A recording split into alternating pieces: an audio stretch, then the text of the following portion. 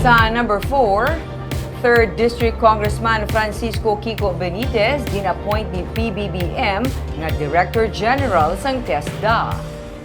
Sinila nga hapon ginkumpirma sa Presidential Communications Office nga gin-appoint ni President Ferdinand Marcos Jr. si Negros Occidental 3rd District Representative Kiko Benitez bilang bag-o nga Director General sa Technical Education and Skills Development Authority o TESDA. Ini matapos nga mabakante ang posisyon sa pag-resign ni Suharto Mangundadato. Si Benitez ang isa man sa mga ginduso sa pila ka mga grupo damlag pa nga mangin DepEd Secretary. Sa nabakante ang TESDA Director General, may pila man ka mga grupo sa akadim nga nagaduso nga siya ang ibulos. Si Benitez ang yara pa lang sa ikaduha nga termino bilang kongresista. Sa masunod nga inadlaw mahibaluan kung sino ang magabulos sa iya sa pagka-kongresista.